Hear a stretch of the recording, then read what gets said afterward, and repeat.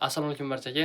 2026-yilga ko'pchilik oddiy holatda kirib boradi. Endi siz ham boshqalar kabi oddiy kirib borishdan o'rniga shu quyidagi 5 ta tavsiya asosida kirib boring va rejali kirib boring.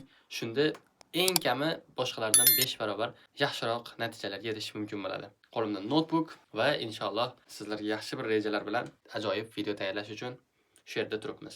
Bu narsalar shunchaki motivatsiya uchun emas. Bu o'zim qilgan, hozirgi kungacha qilib kelayotgan, balki xatolarim va kamchiliklarim desam ham bo'ladi. Va ishonaman, agarda ushbu narsalarni tark qilsam yoki doimiy intizom bilan qiladigan bo'lsam, boshqalardan ko'ra anchagina yaxshiroq natijalarga erishishim mumkin bo'lardi. Va sizlarga ham bir chekkadan aytib berishni boshlayman. Va videoni oxirigacha ko'ring. Video oxirida sizlar uchun bir ajoyib sovg'amiz bor. O'shandan bir kichik bo'lsa-da manfaat olishingiz mumkin va uni 2026-yil davomida ishlatishingiz mumkin bo'ladi. Demak, boshladik. Birinchi narsa bu bitta narsani to'liq mustahkam egallash va uni 1 yil uchun eng kami yoki 6 oy uchun rejalashtirganingiz anchagina afzal bo'ladi. Sababi ko'pchilik insonlar va biz ham shu qatorda 1 yil ichida 5-6 ta narsani o'rganishga harakat qilamiz. Masalan, IELTS, SAT yoki shunga o'xshagan narsalarda barchasini 1 yilga sig'ishga harakat qilamiz, lekin bu narsa o'zi asli xato bo'ladi. Nima uchun esa insonning fokusi qanchalik darajada tor doirada ishlasa, shunchalik chuqurroq o'sha bilimni egallashligi mumkin bo'ladi va siz ham o'sha sohada mutaxassislikka chiqishingiz mumkin bo'ladi. Aytaylik, masalan, faqat fokusingiz IELTSmi, demak 1 yil davomida shu IELTSni o'rganing, ingliz tilini o'rganing va yilda oxirida sizda eng kerakli narsa sertifikatga ega bo'lasiz. Misol uchun 2020 keyingi yil, masalan 2027 bo'lsa, 2027ni hech narsasiz kutib olmaysiz. Hech bo'lmasa qo'lingizda bitta sertifikat, ya'ni bitta natija, sizning yutug'ingiz qo'lingizda bo'ladi. Shu sababli doimiy birorta narsani o'rganishni reja qildingizmi, maqsad qildingizmi, shu o'rinda o'zimga ham bitta narsani chuqur va mustahkam egallashlikni niyat qildim va 2026-yil uchun o'zim uchun yozib oldim. Shu bitta narsani ilm deb yozganman-da, bitta narsani belgiladim. Shu bo'yicha xudo xolasa yil davomida o'rganib boraman. Ikkinchi narsa bu har bir ondan xulosa olish. Hayot xulosalardan iborat. Ya'ni Alloh taolo aytadi, inson insonga ibrat uchun yaratilgan. Ya'ni sizni atrofingizda ba'zan zo'r odamlar, ba'zan oddiyroq insonlar yoki o'zingizga o'xshagan insonlar bo'lishligi mumkin. Va ba'zan xafa bo'lamiz, ba'zan xursand bo'lamiz, ba'zan tushkunlikka tushamiz. Bu narsa o'zi asli ba'zan noto'g'ri meni fikrimcha, chunki biz har bitta insondan ibrat olishimiz kerak. Masalan, u ichyaptimi, demak, Muhammad Ali, bu narsa yomon, o'zing ko'rib turibsan, senga yoqmayapti, demak u ishni qilma. Kimdir yaxshilik qilyaptimi? Ha, Muhammad Ali, demak, bu inson yaxshilik qilyapti, boshqalar undan faxrlanyapti yoki u insonni hurmat qilyapti. Sen ham o'sha insonning yo'lidan yur. Yoki masalan, juda ko'p vaqtimizni reels ko'rishga o'tkazamiz. Masalan, doimiy ko'proq odamlar yolg'iz bo'lmaslikka harakat qiling. Chunki ba'zan yolg'iz bo'lish kerak, lekin juda ham ko'p yolg'iz bo'lish ba'zan yaxshi narsalarga olib kelmaydi. Shu yoningizda atrofingizda odamlar bo'lgani yaxshi. Chunki sizga doimiy tarzda ibrat bo'lib keladi. Reels ko'ryaptimi, demak, bekordan vaqtini o'tkazayotganligini his qilasizda, ular qilmayotgan ishni qilishga harakat qilasiz. Keyingi narsa, serial ko'rsangiz ham, kino ko'rsangiz ham, hech bo'lmasa ozgina bo'lsa ham xulosa oling va u narsani hayotingiz davomida ishlatib borishga harakat qiling. Masalan, men yaqinda Notanish doktor degan serialni ko'rib tugatdim va u kinodan olgan eng katta xulosam bu shu bo'ldiki, qachonki misol uchun odam yoshligidan to katta bo'lguncha, ulg'ayguncha bitta narsa ustida fikrlasa, o'ylasa, o'sha narsani yaxshi ko'rsa, u boshqalardan ko'ra ko'proq moddiyatga erisha oladi, boshqalardan ko'ra ko'proq e'tiborga, hurmatga sazovor bo'ladi. Qachonki bitta narsani mutaxassisi bo'lsa. Masalan, u bola dadasini kasbini egalladi, ota merosida, demak, ota meros kasblarda egallasak, boshqalardan ko'ra yaxshiroq bo'lishligimiz aniq bo'ladi. Ya'ni u ishni ko'zimizni yumib ham qilsak bo'ladi, yon darajada bo'ladi. Ikkinchi narsa, aytaylik 4 yil, misol uchun, ikkita doktorda bittasi topadigan pulni o'sha yoshligidan o'rganib mutaxassis bo'lib yetishgan doktor bir kunda topadigan pulni bir odam 4 oylab mehnat qilib pul topadi. Shunaqa narsa, qachonki har bitta narsadan xulosa olsak, sekin-astalik bilan uni hayotimizga kiritib borsak, anchagina o'zimizda o'sishlarni his qilamiz. Bu ikkinchi narsa edi. Uchinchi narsa bu o'zingiz uchun ustoz topishga harakat qiling. Jamiyatda juda ham ko'p yaxshi yutuqqa erishgan insonlar juda ham ko'p, misol uchun ijtimoiy tarmoqda bo'lishligi mumkin, boshqa joyda bo'lishligi mumkin. Lekin siz chin dildan harakat qilsangiz, o'zingizni haqiqatda ustoz deb biladigan insoningizni topasiz. Ba'zan biz o'ylaymiz, kimdir ustoz deb yoki boshqa deb, lekin bir inson chiqadiki, haqiqiy ustoz qay darajada bo'lishligini ko'rsatib qo'yadi. Bizning hayotimizda ham yaqinda shunday voqea bo'ldi. Men ko'pchilikni masalan ustoz deb bilardim va hozir ham shunday, lekin hayotimda bir inson chiqdiki, u insonning maslahatlari, u insonni ko'rsatgan yo'l yo'roqlari shu qadar ajoyib va shu qadar insonga ruh bag'ishlaydi va sizni to'g'ri yo'lga kiritib qo'yadi. O'shanda shuni bilasizki, ustoz otangdan ulug' degan gapni mag'zini o'shandagina men his qildim va haqiqatda tan oldim o'sha gap qay darajada to'g'ri ekanligini. Ba'zan do'stingizga, ba'zan ota-onangizga ayta olmaydigan gaplarni ustozingizga aytishingiz mumkin va ustozingiz haqiqatda sizga yordam bera oladi. Eng muhim narsa shu ustoz topish. Chunki ustozsiz juda ham qiynalib ketamiz. Ba'zan yo'lni topolmaymiz, qaysi yo'lga yurishni bilmaymiz va shu yo'lda, shu joyda turganimizda bizga ustoz ko'rsatadi.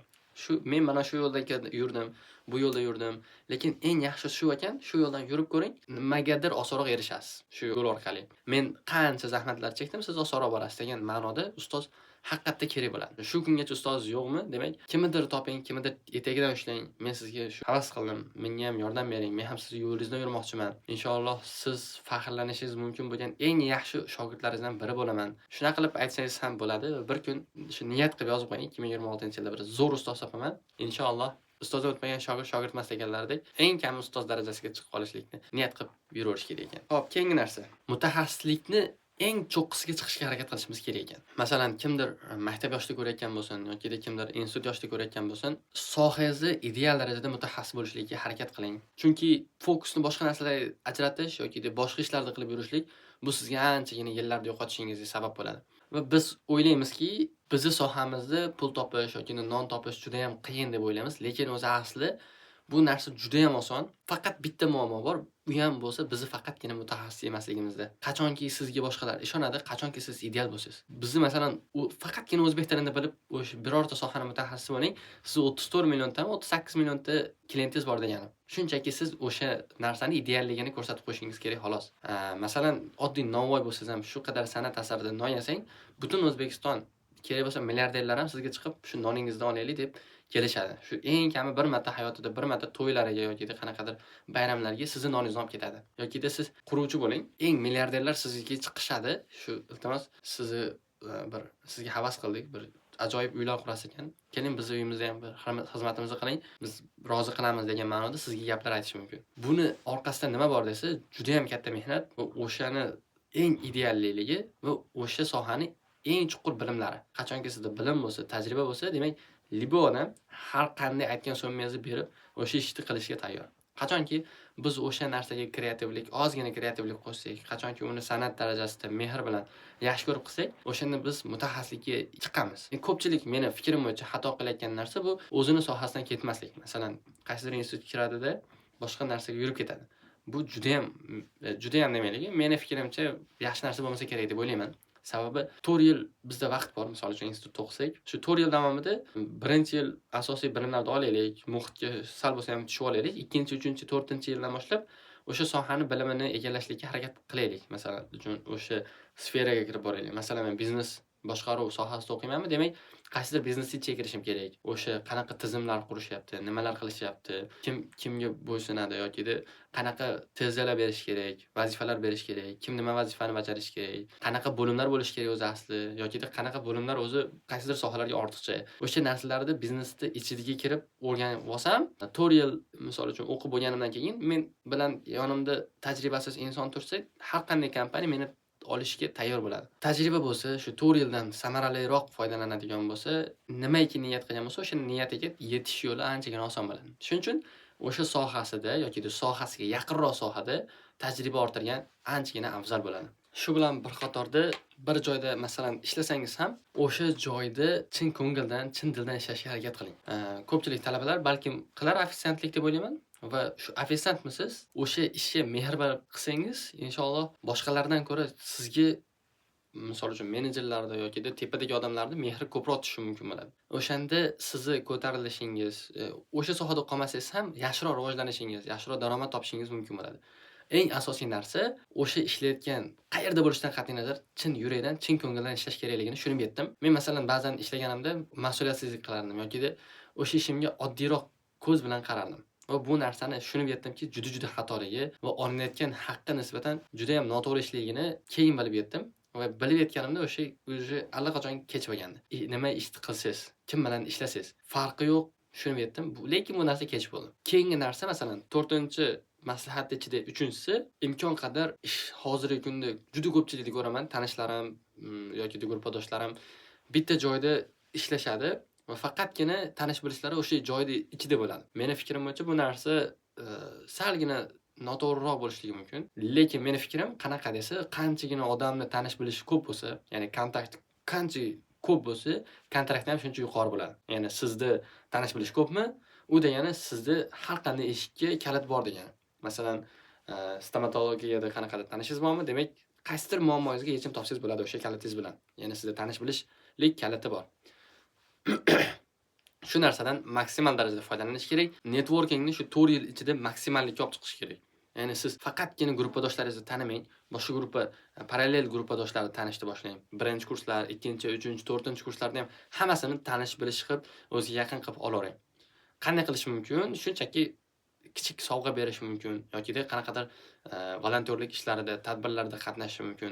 Nimadir qilib bo'lsa ham bir kunda bitta tanish orttiring, 365 kunda 365 ta tanishingiz bo'ladi. Masalan, bitta post Reels qo'yadigan bo'lsa-da, 365 ta tanishingiz like bosadi. 365 ta like orqali yana ham 2x, 3x ko'payishi mumkin bo'ladi. Shuning uchun networkingning kuchi, qudrati katta, faqatgina uni tushunib yetishimiz uchun ozgina yillar kerak bo'ladi xolos. Shunaqa narsa. 2026-yilda eng muhim narsalardan biri bu mediani yuritishni boshlashlik. Bilgan bo'lsangizlar, 2025-yilda juda ham ko'pchilik insonlar allaqachon mediasini yuritishni boshladi. Bu orqali ular qaysidir balki muammolarga yechim topa olgandir. Balki qaysidir ishlari yurishib keta boshlagandir. Sababi shunchaki mediani boshlaganligi.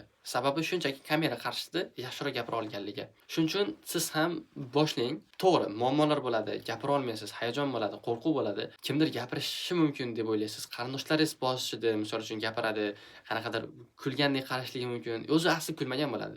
Sizga shunaqa tuyuladi. Masalan, menda ham boshda bo'lgan 2019-yillarda, mana oradan 5 yil bo'libdimi? Hozir hech kim hech narsa demaydi, gapirmaydi. Gapirmasligini tushunib yetganingizda anchagina kech bo'ladi. Gapirish kerakligini bilganingizda o'sha gapira olmaydigan yoki qizil okeanga tushib qolgan bo'lasiz. U joyda akulalar to'la bo'ladi. Hozir masalan ko'kdan o'sha qizillikka o'tayotgan davr. Hozir boshlamasak, ertaga kech bo'ladi. Shu sababli mediani tezroq boshlash kerak. Qanday qilib boshlash mumkin desa, o'zingizni sohangiz bilan, o'z yashagan narsalar bilan boshlashingiz mumkin. Aytganimdek, masalan, Navoiymisiz, nonlaringizni yasayotgan jarayoningizda, undagi kulcha narsalarni, sotish jarayonlarini, qiziqarli voqealarni videoga olib, shunchaki Instagramgami, YouTube'gami, Shortsmi, Reelsmi qilib qo'ying. Bir kun qaysidir videongiz, misol uchun 100 ta videongiz ichidan bittasi 1 millionga chiqsa ham sizga qancha obunachi olib beradi. Yoki qancha insonni mehrini qozona olasiz. Yoki sotuvingiz qancha oshishi mumkin bo'ladi. Agarda siz ham misol uchun tadbirkor bo'lsangiz yoki nimadir ish bilan shug'ullansangiz va mediani yuritishda qiynalsangiz yoki o'zimman nima qilay desangiz, bizda bir yechim bor. Ya'ni biz 2025-yilda yakuniga yetay degan vaqtda Stars Marketing nomli agentlik ochganmiz. Va agarda sizni shaxsiy brendingizni yuritish yoki brendingizni rivojlantirish, kompaniyangizni sotuvini oshirish kabi xizmatlar kerak bo'lsa, aloqaga chiqishingiz mumkin. Inshaalloh 2026-yilda mediangizni, sotuvingizni yangi darajaga olib chiqishimiz mumkin bo'ladi media orqali. Shunaqa gaplar, yuqorida aytilgan 5 ta narsani inshaalloh 2026-yilda reja asosida qilishga harakat qiling va natijalar xudo xolasa siz va biz kutgandan a'loroq bo'lsin, yaxshiroq bo'lsin. Sizlarga aytgan sovg'amiz nima edi deyilsa, bu Telegram, misol uchun opisaniyada Telegram kanalimiz bo'ladi. Telegram kanaliga shu maqsadlar bo'yicha bir shablon tuzib, tayyorlab Telegramga yuklab qo'yamiz. Bugun nasib bo'lsa va siz shu Telegram kanalimizga kirib, o'sha shablonni ko'rishingiz mumkin va shu asosda o'z maqsadlaringizni yozib, 2026-yil va undan keyingi yillarda foydalanishingiz mumkin bo'ladi. Videomiz yakunlandi. Men uchun hayajonli, chunki 2026-yilda YouTube uchun bunaqangi yaxshi va katta video rolik tayyorlamagan edim. Nasib bo'lsa, yoqqan bo'lsa, sizlardan like va izohlar bo'lsa, yozib qoldiringlar. 2026-yilda oilaviy baxt, nimaiki reja, nimaiki maqsadlari bo'lsa, barchasiga erishishlikni talab qolamiz. Videoda kamchiliklar bo'lsa yoki video sifati, fonlarimiz yaxshi bo'lmagan bo'lsa, ming bor uzr so'raymiz, chunki bu videoda uyimizda, Andijonda o'ylabmiz. Sog' bo'ling, salomat bo'ling. Ko'rishguncha, xayr.